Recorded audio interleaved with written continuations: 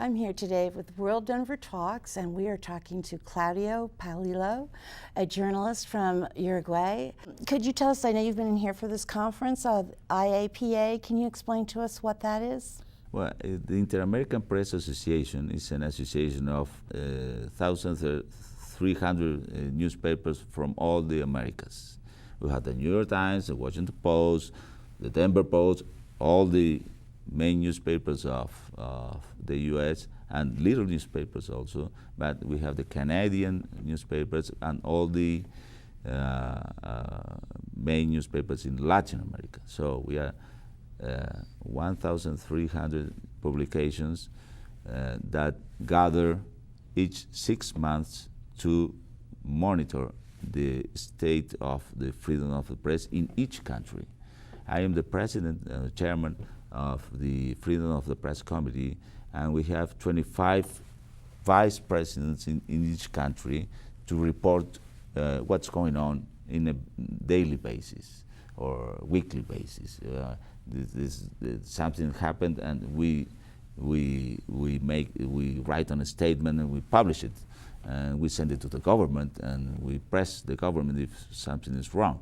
And the main mission, the unique mission of I.A.P.A. is to promote and defend freedom of the press. You are the publisher of a weekly newspaper focused on politics and economics. Búsqueda.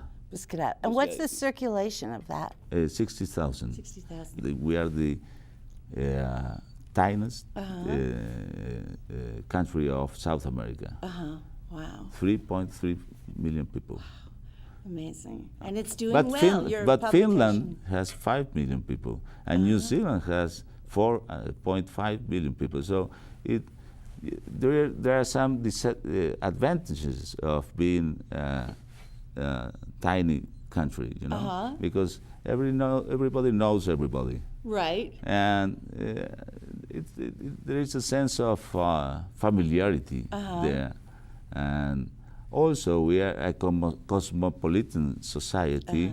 We almost everybody knows how to speak English, and that's wonderful. And the level of the education of the people is quite good for in Latin American terms, and so now that explains in part why I'm the chairman of the Freedom of the Press Committee of I.A.P.A. Tell me, how did you get involved in this notion of freedom of the press, and how did you get involved in the InterAmerican Press Association? Well, first of all, I get involved in an organization that fights for freedom of the press. That is the real thing.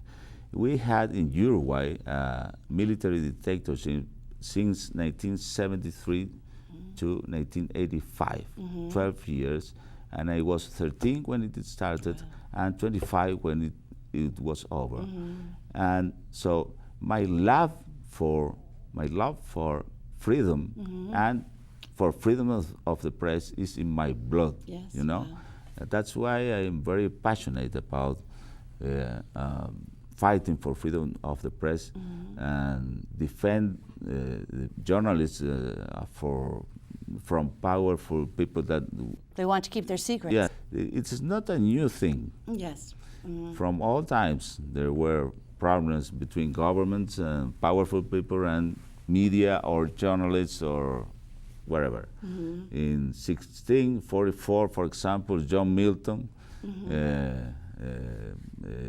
talked about against censorship in the Parliament of England. So we are talking about a thing that is part of history. Governments or powerful people trying not to run news that are interesting for people because this kind of news can bother them, and journalists and other citizens trying to bring up this news to report the people what's going on.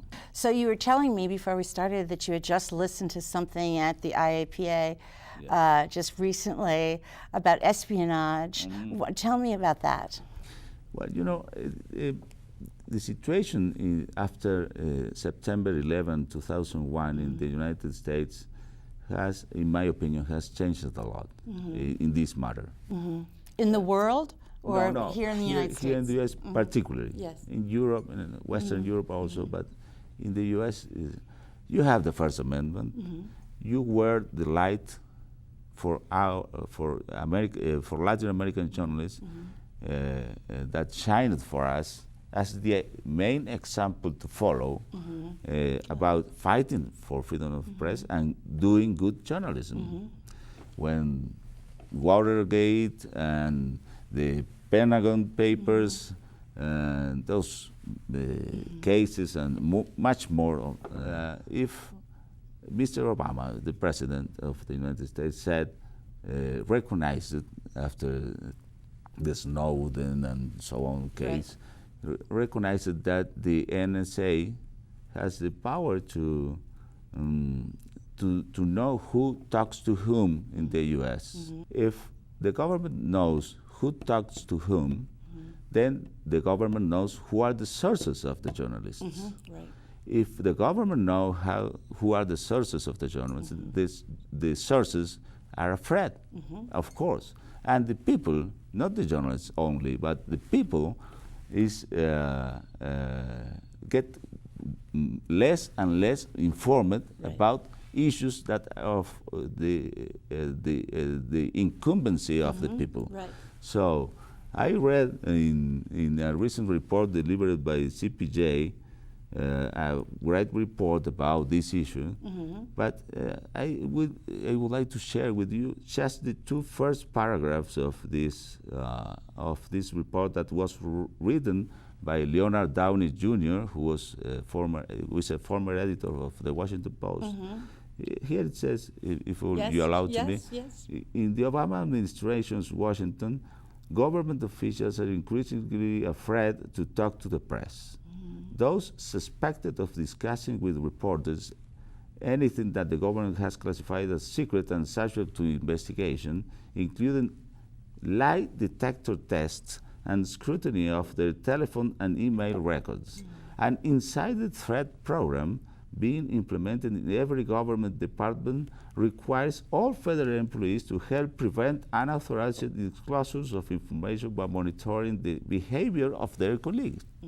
6 government employees, plus 2 contractors, including Edward Snowden, have been subject to felony criminal prosecutions since 2009 under the 1917 Espionage Act, accused of leaking classified information to the press, compared with a total of 3 such prosecutions in all previous U.S. administrations.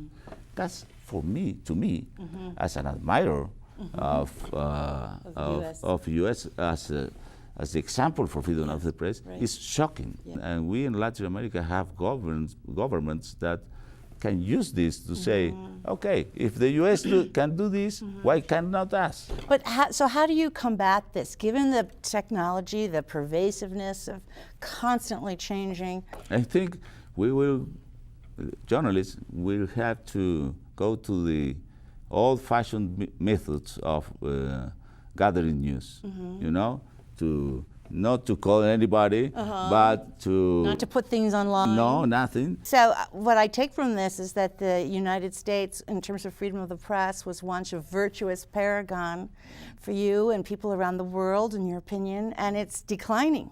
It's declining.